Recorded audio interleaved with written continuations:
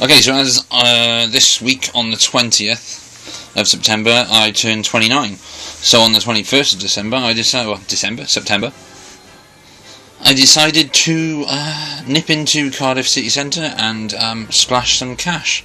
So that's the DVD haul. I did get some Blu-rays as well, and I will show them in a bit.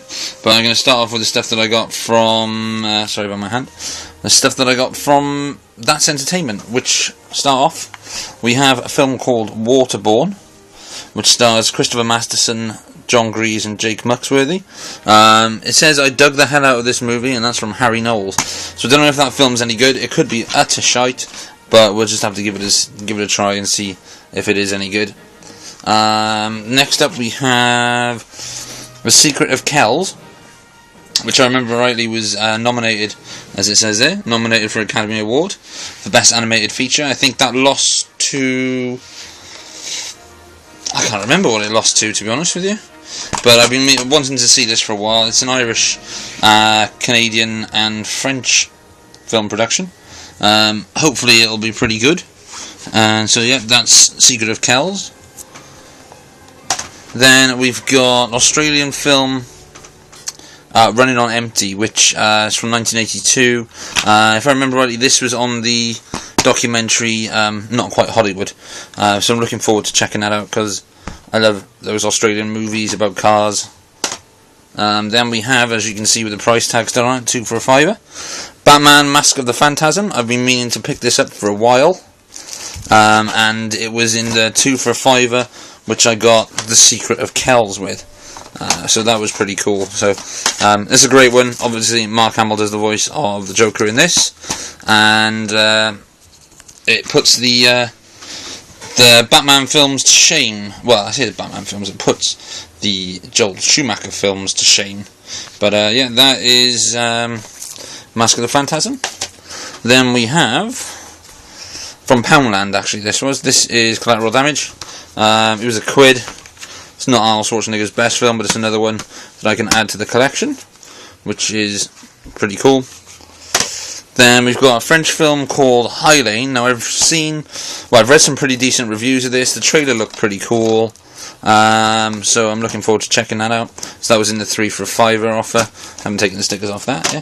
Which I think I got that, Running on Empty and Waterborne in the 3 for a £5. Then we have the After Dark originals 51, which is about Area 51, which was directed by Sean Connery's son, Jason Connery. That was in the 3 for a £5. The next one I got was, again, another After Dark original, which is, unlike 51, this is sealed. This is Prowl, which I think is like a zombie kind of thing, so kind of looking forward to checking that out.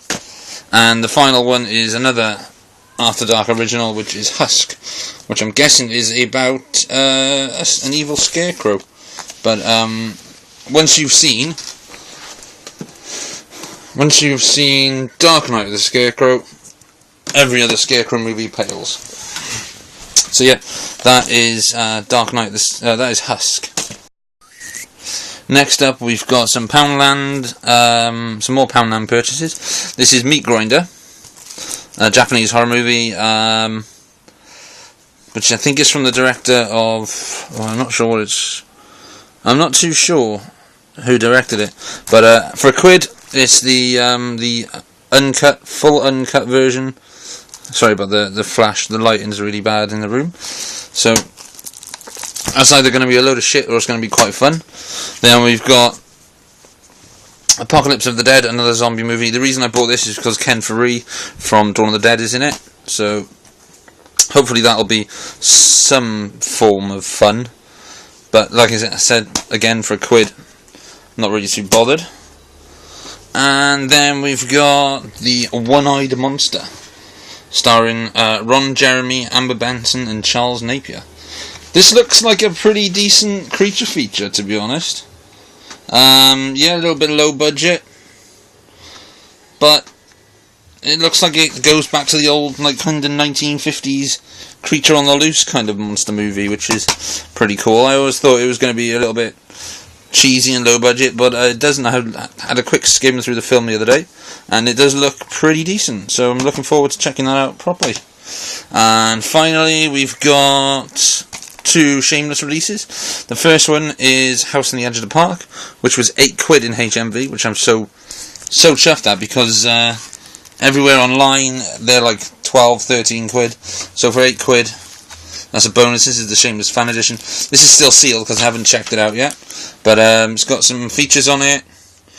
Obviously it's not uncut for the first time in the UK, otherwise it would have it splashed all over the thing, but I don't think it's cut by as much as it was, because I've got a Shameless collection anyway. So that's the first Shameless film.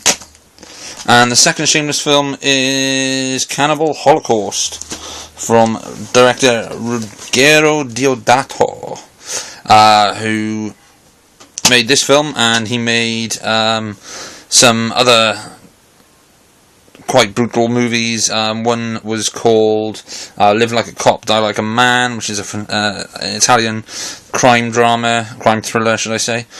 This is a weird one, because this has got 2 versions of the film on it. It's got Cannibal Holocaust, just the normal version, but then it's got the Cannibal Holocaust first ever director's re-edit. So Deodato has worked with Shameless to edit this down, so although the film's not cut, it's trimmed the animal cruelty from instead of cutting them completely, using alternative angles, alternative takes and stuff like that. So I'm looking forward to checking this version out, because I also have that version of Cannibal Holocaust and that version of Cannibal Holocaust. So I'm hoping these 3 will hopefully I might be able to get rid of that one, because this one's the 2-disc collector's edition from Australia, which is the same as the Grindhouse releasing one.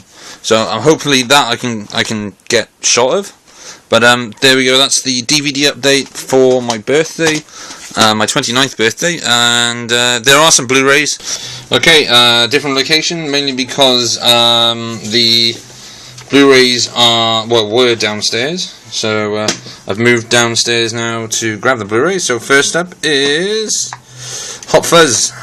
This has got the new comic book hero cover thing, which is pretty cool. I quite like the sleeve art on that.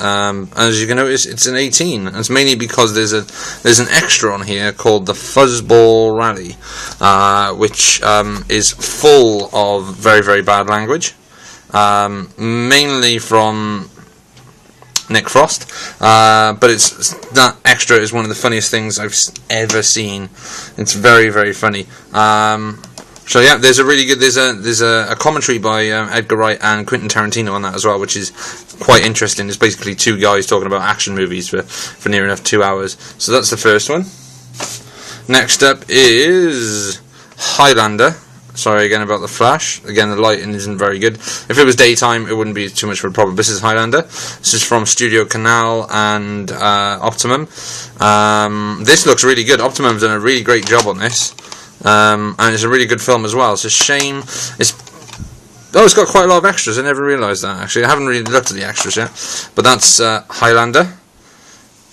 Then there is The Faculty. Again, sorry about the glare.